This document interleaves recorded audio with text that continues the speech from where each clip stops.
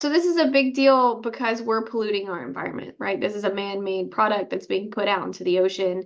It's something that they may or may not be able to metabolize, and we don't know the ultimate long-term effects of this.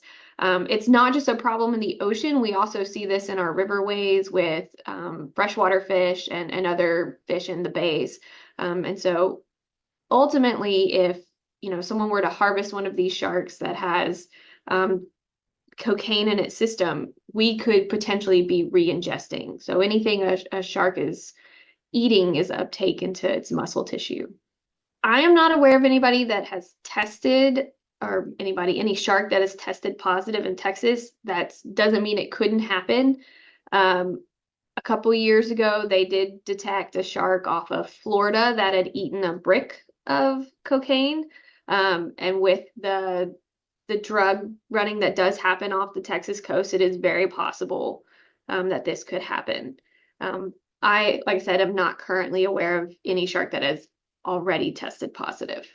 So it's a pollutant in their habitat, right? And like I said, long term, we don't know how that's going to affect them, much less if we were to re-ingest it from them.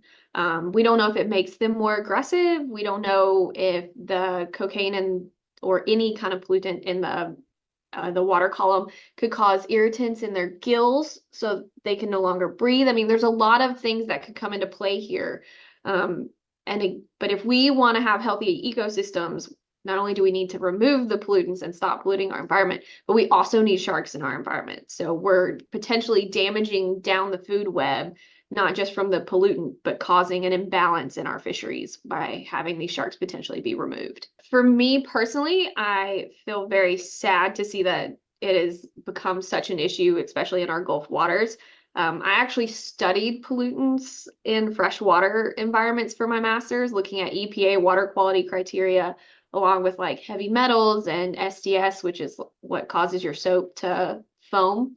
So it's found in absolutely everything. And it's amazing the minuscule amount you need to affect the environment and to affect individual organisms. So it's going to be interesting, and I'm curious to see, where the research goes from this. It's something that we should probably start looking at in Texas as well.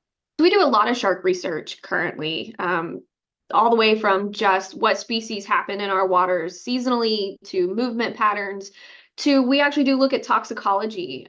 We look at, are there PAHs, are there heavy metals, different types of contaminants that could potentially impact this population, and then ultimately come back to humans, right? So these species can act as indicators for a environment that's becoming degraded.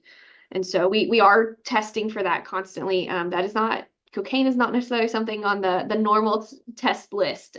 We may need to add it apparently. But because we're not producing it in Texas like they are out of Brazil from the report you sent, I'm less concerned about it coming in from like a factory runoff. I would be more concerned about bricks or something being floating and them ingesting it that way. I will say, while this is an issue to monitor, looking at our fishing practices and as a whole for the Gulf, so not just the US, but looking at, involving Mexico and Cuba and anybody else that has fishing rights in the Gulf of Mexico is very important, because that may actually be more of a threat to shark populations than cocaine being found in their system. Not to say cocaine in their system is a good thing. It's definitely not. But that may, at least in our area of the world, be somewhat secondary to overfishing.